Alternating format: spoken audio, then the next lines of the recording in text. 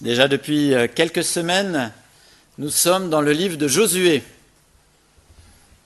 On arrive au chapitre 22, donc ça veut dire qu'on commence à cheminer vers la fin de ce livre. Le parcourir avec vous a été un vrai plaisir pour moi dans la préparation. J'ai redécouvert plein de choses auxquelles je n'avais pas fait attention. Et c'est vraiment un livre plein d'enseignements et d'actualité. Donc dimanche dernier, on était dans ces passages passionnants de la répartition des territoires des différentes tribus, du chapitre 13 jusqu'au chapitre 21.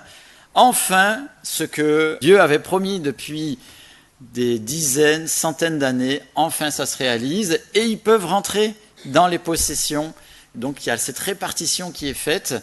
C'est un moment un peu solennel. Aussi, je pense qu'il devait y avoir une certaine excitation aussi de savoir quelle part je vais avoir.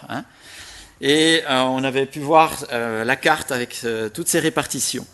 Et je ne sais pas si vous vous souvenez, mais il y a le Jourdain et puis il y avait 2 tribus et demie qui étaient de l'autre côté du Jourdain. Elles avaient depuis longtemps eu leur possession. Du temps de Moïse, elles avaient participé à la conquête. C'était en fait un contrat qui avait été passé avec les autres tribus aussi. Elles avaient participé à la conquête. Et on arrive au chapitre 22 où elles vont rentrer, elles aussi, dans leur possession après cette phase de la conquête. Donc au chapitre 22, c'est la page 167 des Bibles qui sont sur les chaises. Je vous propose de faire la lecture, parce que comme on est dans des textes narratifs, c'est bien de suivre le fil de la narration. Puis je m'arrêterai de temps en temps pour pouvoir relever l'une ou l'autre idée qui sont très très intéressantes. Donc chapitre 22, verset 1. Alors Josué appela les Rubénites, les Gadites et la demi-tribu de Manassé. Il leur dit : vous avez respecté tout ce que vous a prescrit Moïse, le serviteur de l'Éternel, et vous m'avez obéi dans tout ce que je vous ai ordonné. Vous n'avez pas abandonné vos frères, et ce, sur une très longue période jusqu'à aujourd'hui, et vous avez gardé les ordres, les commandements de l'Éternel, votre Dieu. Donc, la tribu de Ruben, les Gadites, et la demi-tribu de Manassé, donc ces 2 tribus qui étaient de l'autre et demi qui étaient de l'autre côté du Jourdain, elles s'étaient engagées à combattre, même si elles avaient eu leur possession, elles s'étaient engagées à combattre à côté des 9 autres tribus ennemies pour que toute la partie de Canaan puisse être conquise. Et là, ils prennent congé avec le reste des autres tribus. Verset 4. Maintenant que l'Éternel, votre Dieu, a accordé du repos à vos frères, conformément à ce qu'il leur avait dit, retournez chez vous. Rentrez dans vos tentes, dans le pays qui vous appartient, et que Moïse, le serviteur de l'Éternel, vous a donné de l'autre côté du Jourdain. Veillez seulement à respecter et à mettre en pratique le commandement et la loi que vous a prescrit Moïse, le serviteur de l'Éternel. Aimez l'Éternel, votre Dieu. Marchez dans toutes ses voies.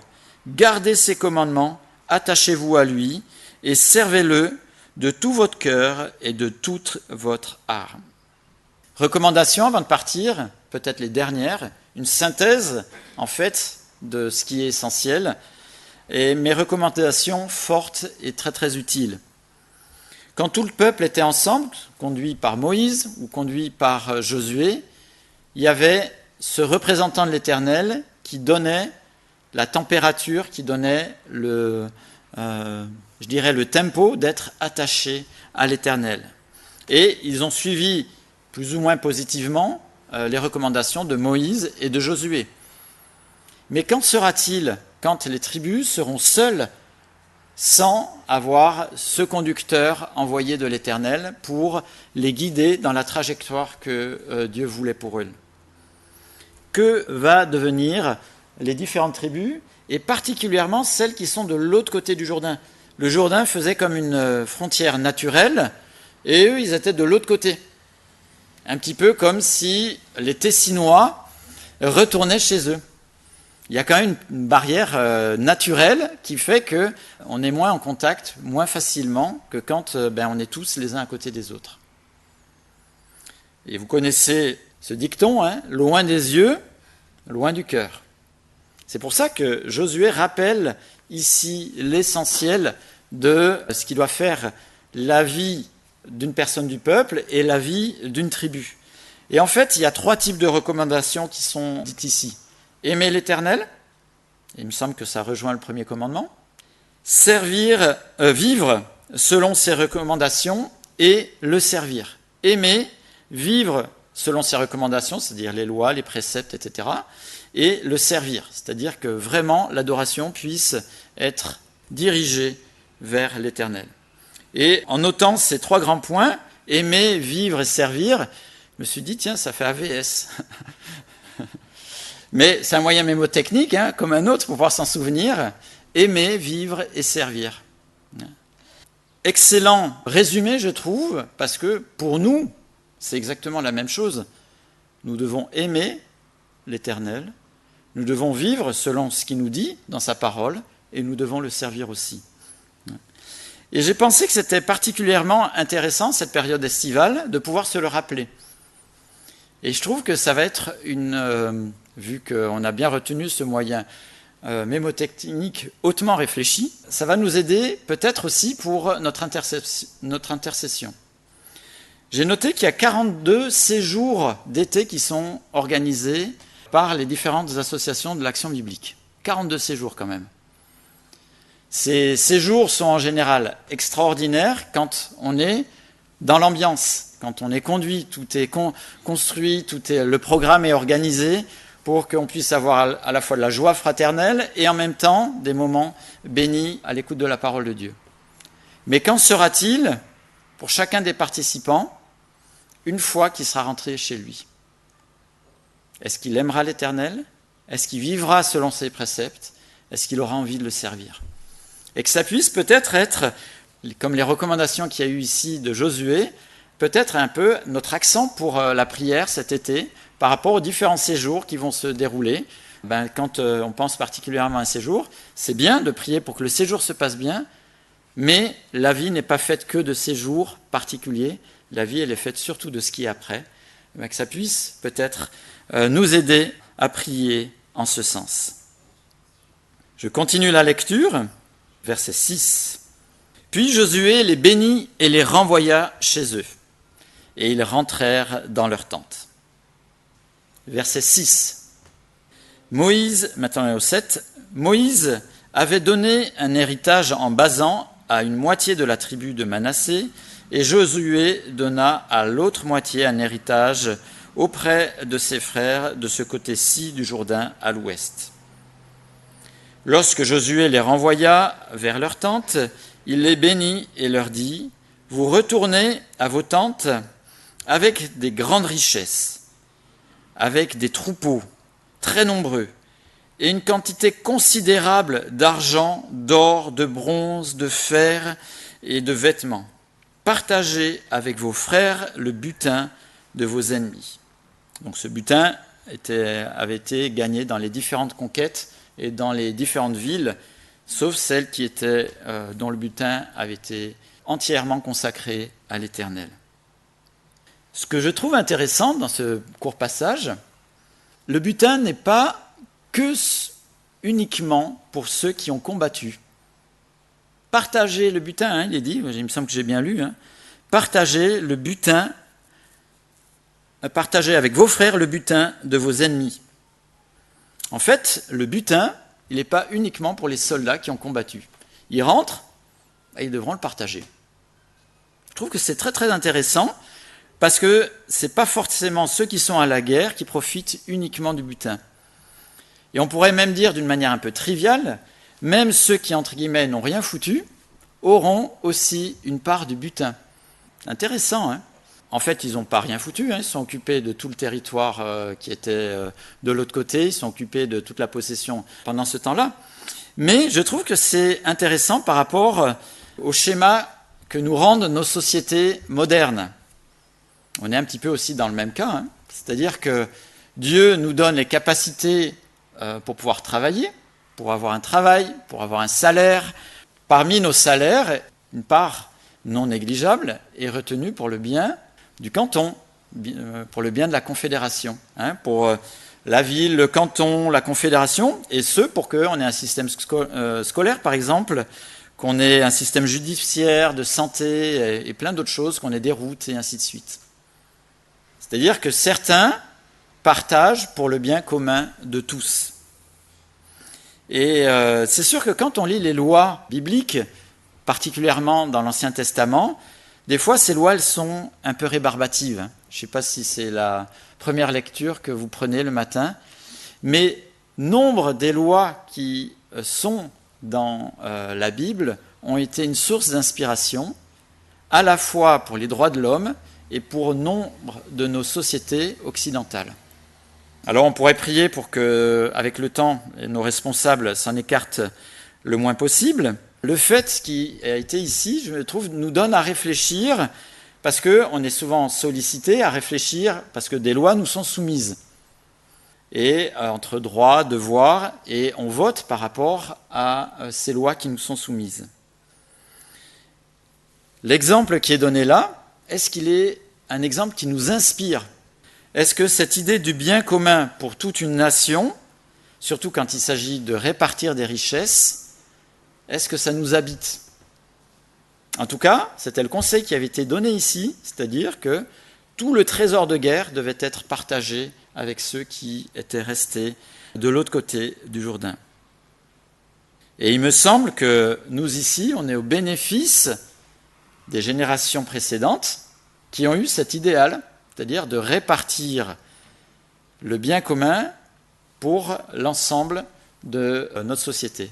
Si on peut être dans le système dans lequel on est, c'est parce que ceux qui nous ont précédés ont joué le jeu.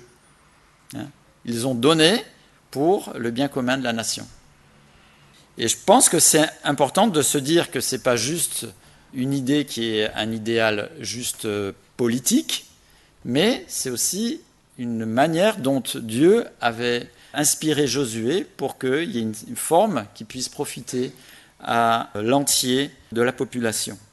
Je trouve que c'est d'autant plus d'actualité parce que nos sociétés occidentales qui ont bénéficié de cette répartition vont de plus en plus vers conserver d'une manière individuelle ce que j'ai gagné.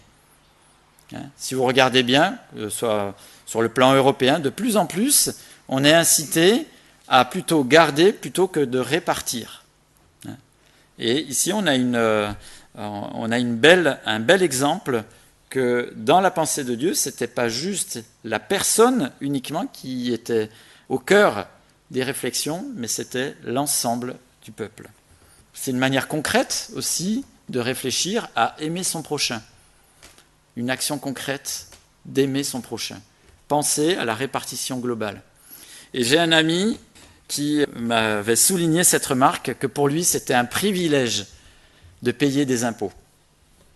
Parce que concrètement, c'est comme ça qu'il exprimait le fait d'aimer son prochain. Alors je ne sais pas si quand on paye les impôts, on a toujours cette pensée derrière la tête, ça adoucira la facture, mais quelque part oui, c'est-à-dire qu'on a le privilège de pouvoir le faire pour le bien commun.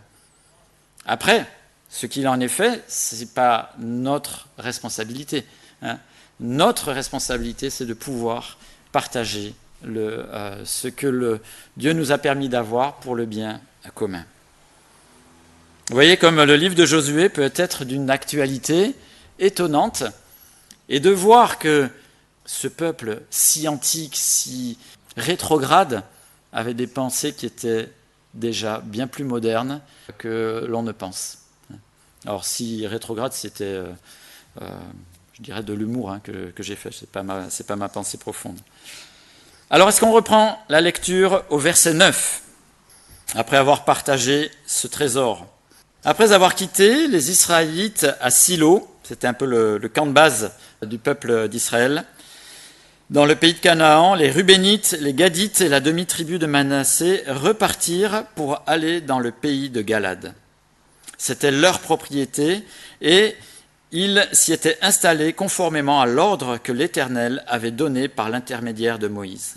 Arrivés dans le district du Jourdain, qui appartient encore au pays de Canaan, donc avant de traverser, les Rubénites, les Gadites et la demi-tribu de Manassé y construirent un autel au bord du Jourdain, C'était un autel dont la grandeur frappait les regards. Les Israélites apprirent que l'on disait « Les Rubénites et les Gadites et la demi-tribu de Manassé ont construit un autel qui fait face au pays de Canaan, dans le district du Jourdain, du côté des Israélites. » À cette nouvelle, toute l'assemblée des Israélites se réunit à Silo pour monter les attaquer. Les Israélites envoyèrent une délégation aux Rubénites, aux Gadites et à la demi-tribu de Manassé, dans le pays de Galad. Il s'agissait de Phiné, le fils du prêtre Éléazar, et de 10 princes qui l'accompagnaient, un par famille pour chacune des tribus d'Israël. Tous étaient des chefs de famille parmi les milliers d'Israël. Ils allèrent trouver les Rubénites, les Gadites et la demi-tribu de Manassé dans le pays de Galad et s'adressèrent à eux. « Voici ce que dit toute l'assemblée de l'Éternel. Que signifie cet acte d'infidélité que vous avez commis envers le Dieu d'Israël? Vous vous détournez maintenant de l'Éternel en vous construisant un autel? Vous vous révoltez aujourd'hui contre lui? Considérons-nous comme sans importance le crime de Péor? Nous n'en avons pas encore purifié malgré le fléau qui a attiré sur l'assemblée de l'Éternel. Et vous vous détournez aujourd'hui de l'Éternel? Si vous vous révoltez aujourd'hui contre lui, demain il s'irritera contre toute l'assemblée d'Israël. Si vous considérez comme impur le pays qui est votre propriété, passez dans le pays qui est la propriété de l'Éternel et où il a sa résidence, et installez-vous au milieu de nous. Mais ne vous révoltez pas contre l'Éternel, et ne vous séparez pas de nous en vous construisant un autel en plus de celui de l'Éternel notre Dieu. Lorsque Akan, fils de Zérak, a commis un acte d'infidélité au sujet des biens voués à la destruction, la colère de l'Éternel ne s'est-elle pas enflammée contre toutes les assemblées d'Israël?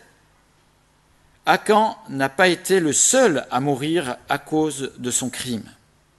La situation est sérieuse, hein? Les tribus d'Israël se posent la question, mais qu'est-ce qu'ils sont en train de faire? Ce qui est au cœur de cette délégation, c'est le problème de la solidarité. Ce que font les 2 tribus ennemies va avoir des conséquences sur les 9 autres ennemis. La fidélité et l'infidélité de ces tribus va avoir des conséquences sur les autres tribus. Que ce soit sur le plan spirituel, ils ont la crainte qu'ils créent un nouveau lieu d'adoration avec une désobéissance qui, au lieu de l'Éternel, serait de l'idolâtrie. Et cette idolâtrie, dans l'histoire du peuple d'Israël, on voit combien elle a été sévèrement punie par l'Éternel.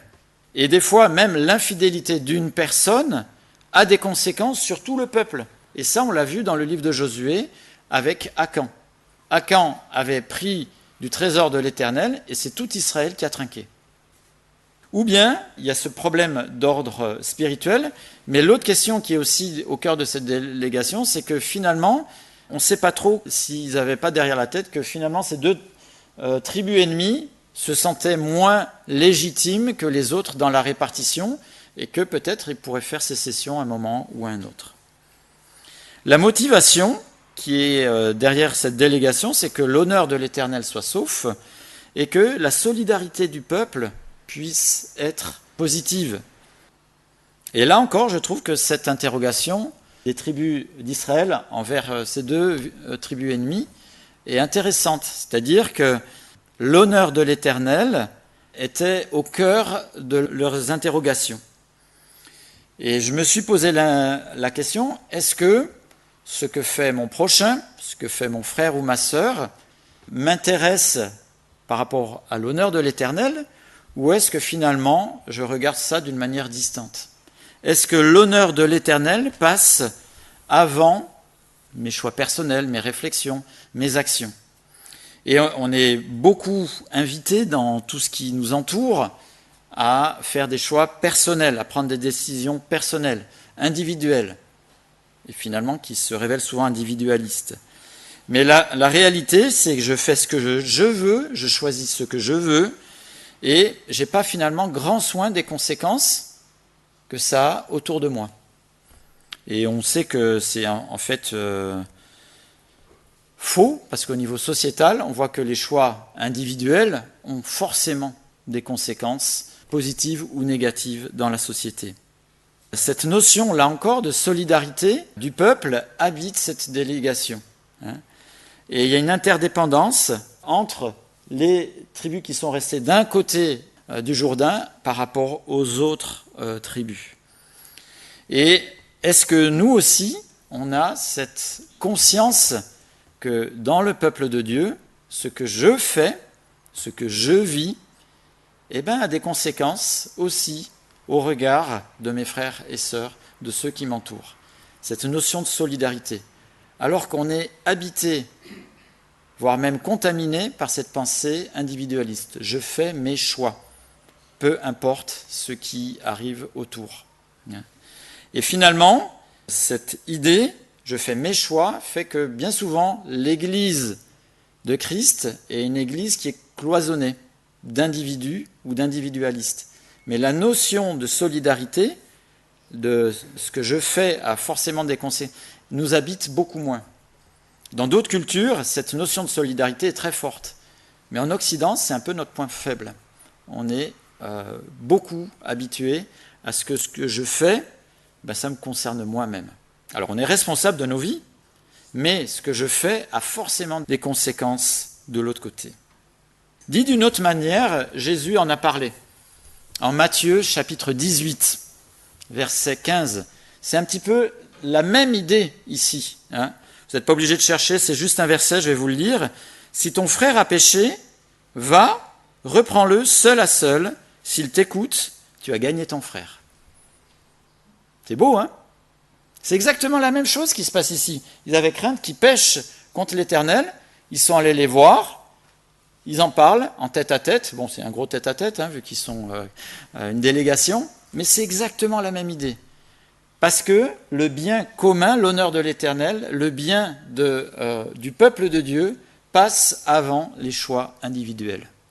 Même plus que l'amour, souvent on met en avant l'amour de mon prochain, c'est parce que j'aime mon frère ou ma sœur que j'y vais. Mais ici, c'est plutôt l'honneur de l'Éternel et l'idée du peuple, solidarité du peuple, qui est mis en premier, et bien sûr, l'amour pour le prochain. Alors, on pourrait se poser la question dans ce texte, mais y a-t-il vraiment péché ? Ça, on va le voir ensemble au verset 21. Les Rubénites, les Gadites et la demi-tribu de Manassé firent cette réponse au chef des milliers d'Israël. Le Dieu des dieux, c'est l'Éternel. Oui, c'est le Dieu des dieux. L'Éternel qui le sait, et Israël le saura bien aussi. Si c'est par révolte et par infidélité envers l'Éternel que nous avons agi, ne viens pas à notre aide aujourd'hui. Si nous nous sommes construits un autel pour nous détourner de l'Éternel, si c'est pour y présenter des holocaustes et des offrandes, et si c'est pour y faire des sacrifices de communion, que l'Éternel lui-même nous en demande compte. Non. C'est plutôt par inquiétude que nous avons fait cela. Nous avons pensé que vos descendants diraient un jour aux nôtres, « Qu'avez-vous à faire avec l'Éternel, le Dieu d'Israël ? L'Éternel a établi le Jourdain comme une frontière entre nous et vous, descendants de Ruben et de Gad. Vous n'avez aucun droit de servir l'Éternel. À cause de vos descendants, les nôtres cesseraient alors de craindre l'Éternel ? Voilà pourquoi nous nous sommes dit, construisons-nous donc un autel, non pour y offrir des holocaustes et pour des sacrifices, mais comme un témoin.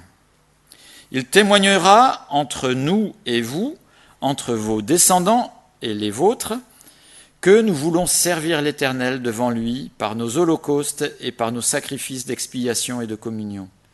Ainsi, vos descendants ne pourront pas dire un jour aux nôtres, « Vous n'avez aucun droit de servir l'Éternel. » Nous nous sommes dit, si dans l'avenir ils tiennent ce langage, à nous et à nos descendants, nous répondrons, « Voyez la réplique de l'autel de l'Éternel qu'ont fait nos ancêtres ?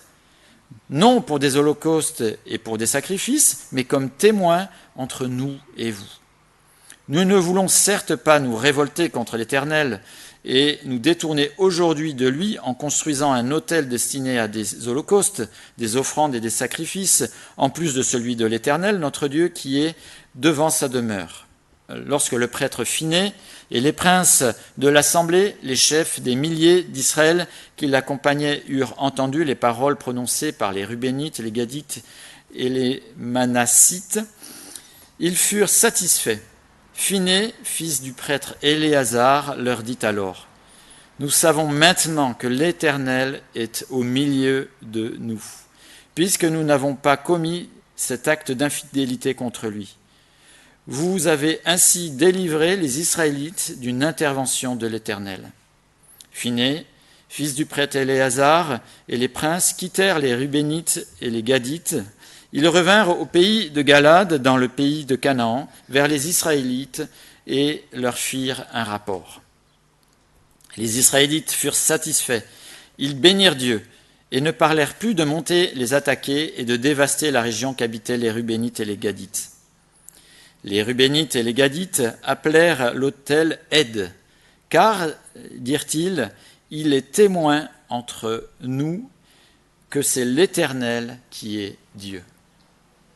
Si je vous parle de Claude Lanzmann, ça vous dit quelque chose ?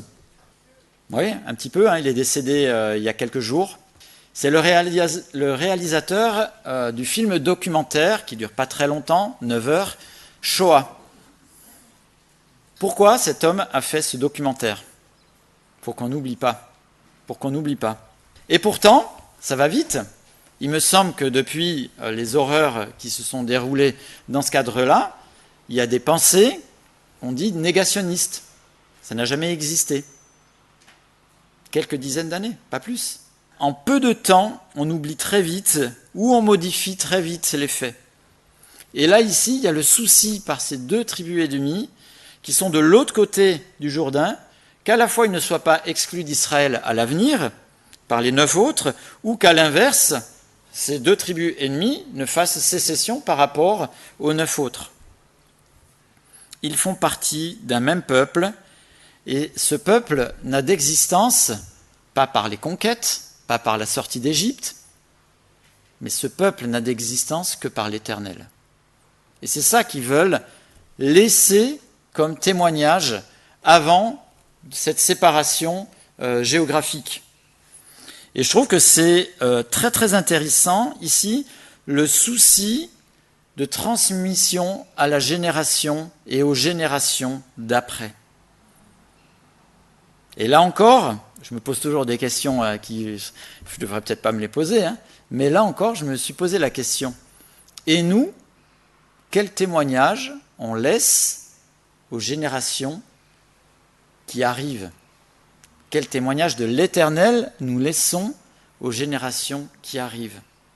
Et je pense que si les générations qui arrivent ont le témoignage de ce qui s'est passé dans le passé de personnes attachées à l'Éternel et que ce témoignage a vraiment un impact dans les vies, nos vies auront eu du sens, mais surtout on rendra l'honneur à l'Éternel et on laissera cette marque pour les générations futures. Je connais bien l'histoire de l'Action biblique et je suis émerveillé de certaines des choses qui ont été vécues par l'une ou l'autre personne ou par l'autre groupe de personnes, comme dans d'autres familles d'église, mais je connais particulièrement celle-là. Et il y a des choses qui sont marquantes et qui marquent ma vie. Il y a des personnes aussi qui ont marqué ma vie parce que ils ont laissé un témoignage qui est un témoignage hors du commun. On voit même que cette idée, elle traverse d'ailleurs beaucoup l'Ancien Testament. Le souci de transmettre à la génération qui va venir est présent dans toutes les lois, dans toute la manière de fonctionner du peuple d'Israël. Dans le Nouveau Testament, on a aussi cette idée. Dimanche passé, quand on a pris la Seine, c'est comme un monument. Alors, ce n'est pas un monument en pierre, un arc de triomphe, je sais, mais c'est un monument pour qu'on puisse se souvenir de la mort de Christ. Pourquoi ? Parce qu'on est oublieux. Et parce qu'on oublie vite, on s'habitue. Et puis après, on transforme. Puis après, Jésus, c'est quelqu'un de sympathique. Puis on oublie un petit peu sa mort, on oublie l'essentiel. On retrouve dans la parole de Dieu cette idée de transmission avec des gestes qui étaient des gestes forts. Il y avait beaucoup de fêtes d'ailleurs en Israël qui étaient des moments commémoratifs pour qu'on n'oublie pas. Et pour nos vies, quel témoignage de vie attaché à Christ sera lisible après notre parcours ici-bas? C'est une bonne question, je n'ai pas la réponse, mais c'est une bonne question de se dire finalement quel témoignage sera lisible au travers de nos vies. Et c'est même ici même un petit peu plus fort parce qu'il s'agit même du peuple de Dieu. En tant que peuple de Dieu, quel témoignage on va laisser aux générations qui arrivent de l'attachement à Christ? Alors que ça puisse être dans nos méditations, dans nos réflexions, il ne faut pas surjouer non plus, mais c'est important de se dire que, et là encore je pense que notre individualisme des fois nous fait pas trop poser ces questions-là, mais qu'est-ce que nous laissons aux générations qui arrivent de notre passage ici-bas, de notre attachement à Christ particulièrement. Voilà pour ce chapitre 22 de Josué. On arrive bientôt à la fin du livre, on continuera certainement courant août. Mais voyez comme ce livre est intéressant et stimulant pour notre foi, notre vie avec Christ, de réfléchir au regard de ce que s'est passé précédemment pour que nous aussi, à l'écho de ce que nous a donné la parole de Dieu, on puisse aussi avoir des sources de référence et de réflexion pour la suite.